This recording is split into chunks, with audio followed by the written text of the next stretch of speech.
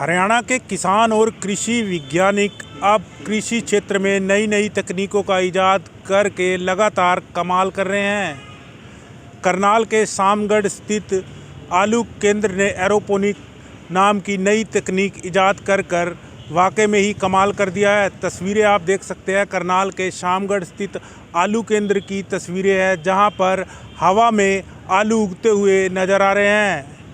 संस्थान द्वारा इस तकनीक को इजाद किया गया है, जहां पर बिना मिट्टी के और बिना पानी के आलू तैयार किए जाते हैं और जो खुले में आलू की फसल लगाई जाती है उससे 5 गुना ये जो है आलू की पैदावार इस तकनीक से किसान ले सकते हैं। लगातार कई प्रदेशों से संस्थान में जो है इस तकनीक को देखने के लिए किसान लगातार पहुंच रहे हैं और सरकार की तरफ से भी आने वाले समय में इस तकनीक को जो किसान अपनाएंगे उनको सब्सिडी मुहैया करवा दी जाएगी। फ़िलहाल लगातार जिस तरह से कृषि क्षेत्र में नई नई तकनीकों का इजाद वैज्ञानिक कर रहे हैं वो वाकई में जो है काबिले तारीफ़ है।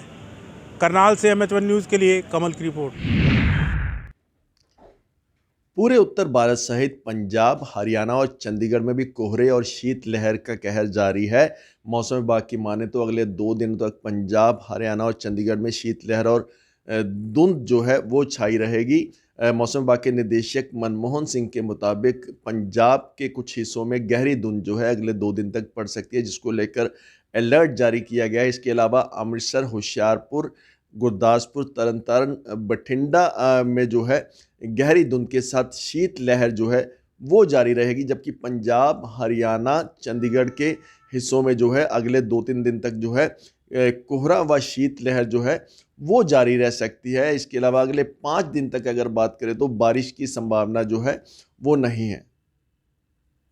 कैमरामैन अमर सिंह के साथ Deepak Sharma, MH1 news, Chandigarh.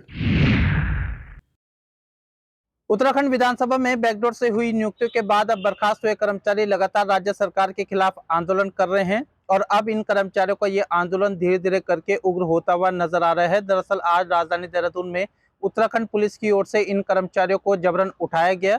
Police की इस कार्रवाई से नाराज होकर के प्रदर्शनकारियों ने जमकर राज्य सरकार के खिलाफ विरोध प्रदर्शन किया। वहीं पुलिस से हुई झड़प के दौरान 2 महिलाएं गंभीर रूप से घायल हुई हैं, साथ ही उनकी तबीयत बिगड़ी है, जिसके बाद पुलिस प्रशासन की ओर से उन्हें कोरोनेशन अस्पताल में भर्ती कराया गया।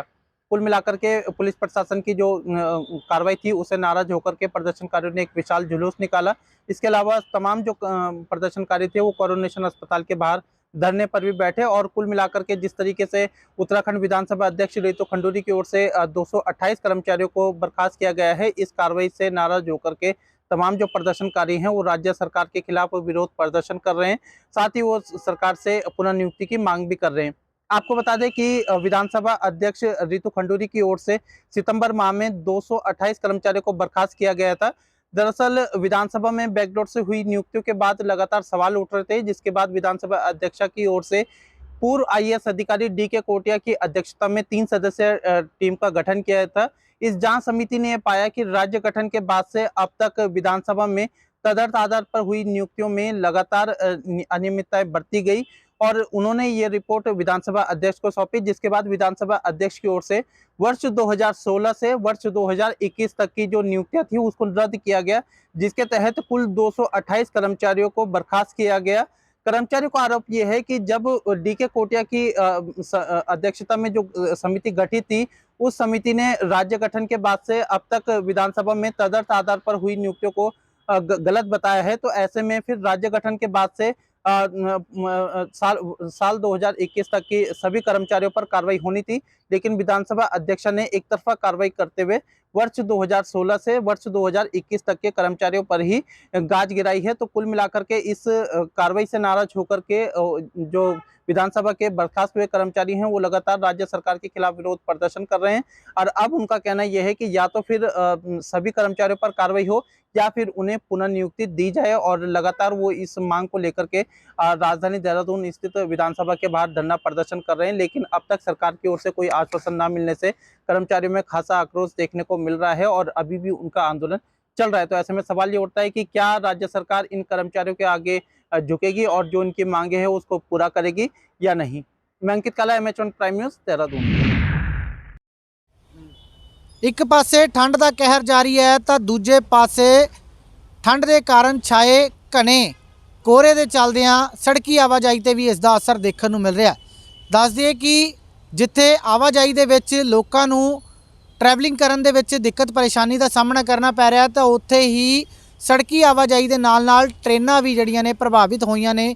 ਲੁਧਿਆਣਾ ਦੀ ਗੱਲ ਕੀਤੀ ਜਾਵੇ ਤਾਂ ਲੁਧਿਆਣਾ ਰੇਲਵੇ ਸਟੇਸ਼ਨ ਤੇ ਯਾਤਰੀ ਜਿਹੜੇ ਆਪਣੀ ਟ੍ਰੇਨ ਦਾ ਇੰਤਜ਼ਾਰ ਕਰਦੇ ਹੋਏ ਨਜ਼ਰ ਆਏ ਔਰ ਇਸੇ ਸਬੰਧ ਵਿੱਚ ਰੇਲਵੇ ਸੁਪਰੀਡੈਂਟ ਅਮਰੀਕ ਸਿੰਘ ਦੇ ਮੁਤਾਬਿਕ 2.5 ਤੋਂ 3 ਘੰਟੇ ਜਿਹੜੀਆਂ ਟ੍ਰੇਨਾਂ ਉਹ ਲੇਟ ਚੱਲ ਰਹੀਆਂ ਨੇ। ਹਾਲਾਂਕਿ ਉਹਨਾਂ ਨੇ ਇਹ ਵੀ ਦਾਅਵਾ ਕੀਤਾ ਹੈ ਕਿ ਛਾਏ ਕੋਹਰੇ ਕਰਕੇ ਜਿਹੜਾ ਇਹ ਟ੍ਰੇਨਾਂ ਜ਼ਰੂਰ ਲੇਟ ਆਈਆਂ ਨੇ ਔਰ ਕਈ ਟ੍ਰੇਨਾਂ ਜਿਹੜੀਆਂ ਨੇ ਰੱਦ ਹੋਈਆਂ ਨੇ ਕਿਉਂਕਿ ਸਮਾਂ ਉਹਨਾਂ ਦਾ ਕਾਫੀ ਲੇਟ ਸੀਗਾ, ਜਿਸ ਦੇ ਕਾਰਨ ਲੇਟ ਹੋਈਆਂ ਨੇ ਤਾਂ ਇਸ ਦੇ ਲਈ ਲੋਕਾਂ ਨੂੰ ਜਿਹੜਾ ਮੁਸ਼ਕਿਲਾਂ ਦਾ ਸਾਹਮਣਾ ਕਰਨਾ ਪਿਆ। ਹਾਲਾਂਕਿ ਲੋਕ ਵੀ ਜਿਹੜਾ ਆਪਣੇ ਸਟੇਸ਼ਨ ਤੇ ਜਿਹੜਾ ਡੈਸਟੀਨੇਸ਼ਨ ਤੇ ਜਾਣ ਦੇ ਲਈ ਜਿਹੜੇ ਆ ਪ੍ਰਭਾਵਿਤ ਹੁੰਦੇ ਹੋਏ ਨਜ਼ਰ ਆਏ ਔਰ ਉਹਨਾਂ ਨੇ ਕਿਹਾ ਕਿ ਉਹਨਾਂ ਨੂੰ ਕਾਫੀ ਮੁਸ਼ਕਿਲਾਂ ਦਾ ਸਾਹਮਣਾ ਕਰਨਾ ਪੈ ਰਿਹਾ। ਲੁਧਿਆਣਾ ਤੋਂ ਰਜਿੰਦਰ ਅਰੋੜਾ, MH1 न्यूज़। उत्तराखंड में आगामी चुनाव को लेकर बीजेपी और कांग्रेस अपनी अपनी तैयारियों में लगी हुई है। जहां एक तरफ कांग्रेस अपने संगठन को मजबूत करने में लगी हुई है तो वहीं बीजेपी लगातार अपने इलेक्ट्रॉनिक मीडिया और सोशल मीडिया को तेज करने में लगा हुआ है। जहां एक तरफ कांग्रेस आने वाली 26 तारीख को इसकी शुरुआत हाथ जोड़ो अभियान से करने जा रही है तो वहीं बीजेपी ने भी इस अभियान पर तंज कसते हुए कहा है कि कांग्रेस के नेता आपस में तालमेल नहीं बिठा पा रहे हैं और उनमें आपसी गुटबाजी है। कांग्रेस को चाहिए कि पहले कांग्रेस अपनी गुटबाजी को ख़त्म करे, इसके बाद हाथ से हाथ अभियान जोड़ो की शुरुआत करे। Naveen Shukla, MH prime news, Dehradun.